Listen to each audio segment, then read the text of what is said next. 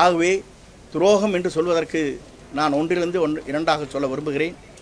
முதலே நம்முடைய அன்றைய பொதுச் செயலாளராக இருந்த சின்னம்மா அவர்களை பதவி பெறுகிற போது எப்படி அந்த பதவியை பெற்றார் என்பது நாடறியும்.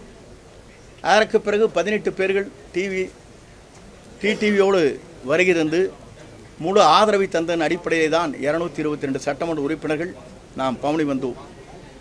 அவர் வாபஸ் பெற்றதற்கு பிறகு நம்முடைய நிலை என்ன என்று சொன்னால், ஓபிஎஸ்ஐ அழைத்து 11 பேர்களையும் அழைத்து நாம் தம்பி என்ன கொஞ்சம் 11 பேர்களையும் அழைத்து நாம் நீங்கள் என்னோடு இருங்கள், என்னோடு பயணிங்கள், உங்களுக்கு வேண்டிய அத்தனை பதவியும் தருகிறேன் என்று சொல்லி ஒருங்கிணைப்பாளர் இணை ஒருங்கிணைப்பாளராக ஏற்றுக்கொண்டு பணிகளை மேற்கொண்டார்.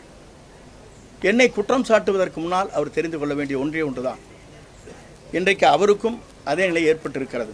கழகத்தில் நீக்கப்பட்டிருக்கிறார்கள், ஒழுங்கு நடவடிக்கை எடுக்கப்பட்டிருக்கிறது.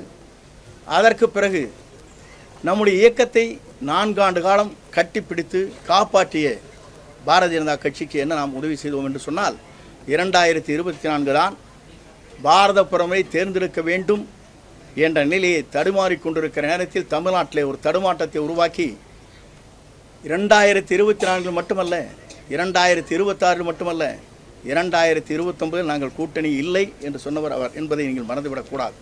இதையெல்லாம் எதற்காக சொல்கிறேன் என்று சொன்னால், ஒவ்வொரு நாளும் ஒவ்வொரு பேச்சுக்களை பேசிக் கொண்டிருக்கிறேன். உங்களுக்கு நன்றாக தெரியும். கோவையில் ஒன்றை பேசுகிறார், தஞ்சைக்கு சென்றால் ஒன்றை பேசுகிறார், அதற்கு பிறகு பண்ருட்டியில் ஒன்றை பேசுகிறார், சிவகங்கைக்கு சென்றால் ஒன்றை பேசுகிறார். அதுபோல் ஒவ்வொரு இடத்திலும் பேசும் பேச்சுக்கள் மாற்றமாக இருக்கிறது என்பதை நாட்டு மக்கள் உணர்ந்து கொண்டிருக்கிறார் என்பதை நீங்கள் மறந்துவிடக்கூடாது.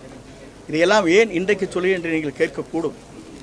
நாம் பொறுப்பிலே இருக்கின்ற போது எந்த வார்த்தையும் ஒரு கழகத்தை பற்றி நம்மால் விமர்சனம் செய்ய இயலாது. பிளே ஸ்டோர் மற்றும் ஆப் ஸ்டோரில் இருந்து பாலிமர் செயலியை QR கோடு மூலம் பதிவிறக்கம் செய்யுங்கள். செய்திகளை உடனுக்குடன் பெறுங்கள்.